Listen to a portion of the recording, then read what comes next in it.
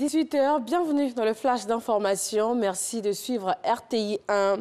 Élection législative en Côte d'Ivoire, fini le vote et le travail de compilation. La commission électorale indépendante CEI vient d'achever la proclamation des résultats. Et au terme de ce processus, le président de la CEI a donné les chiffres importants. Les prochaines étapes après ces résultats provisoires connus, nous vous proposons de suivre les propos de Ibrahim Koulibaly Cuibière depuis le siège de la CEI. Le recensement général des votes donne les résultats suivants. Inscrits 7 359 399. Votants 2 788 022. Bulletins nuls 82 184. Bulletins blancs 34 083. Suffrages exprimés, 2 705 838. Taux de participation, 37,88%. Les observateurs nationaux et internationaux publient leur rapport après les missions sur le terrain. L'Union africaine a jugé satisfaisante la tenue de l'élection.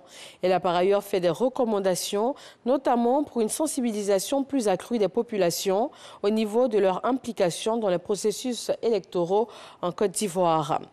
Dans la commune d'Atekoubé, le quartier Djéné et Carré viennent d'être raccordés au réseau d'eau potable.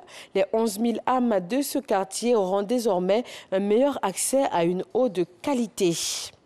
Au Sénégal, le mouvement de contestation est suspendu. L'opposition et une partie de la société civile avaient appelé à manifester massivement jusqu'à mercredi. Et cette suspension du mot d'ordre de grève intervient au lendemain de la libération d'Ousmane Sonko, principal opposant au parti au pouvoir, et aussi à la suite d'une allocution du président Macky Sall appelant à l'apaisement. Les affrontements entre jeunes et forces de l'ordre, des pillages et des saccages après l'arrestation d'Ousmane Sonko avaient secoué le pays. Mamadou Issoufou, 68 ans, président du Niger pendant 10 ans, vient de se faire décerner le prix Mo Ibrahim 2020 qui récompense une gouvernance exceptionnelle en Afrique. Mamadou Issoufou va laisser sa place début avril au nouveau président élu Mohamed Bazoum après la première transition démocratique entre deux présidents élus dans le pays. Le comité du prix souligne le leadership exceptionnel du président à la tête d'un des pays les plus pauvres au monde.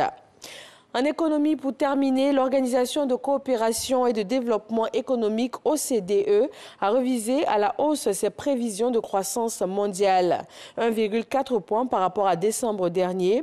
Selon donc ses dernières perspectives dévoilées ce mardi, la croissance du produit intérieur brut planétaire devrait bondir de 5,6% en 2021 et de 4% en 2022. Merci à tous de votre attention. Je vous retrouve avec grand plaisir à 20h.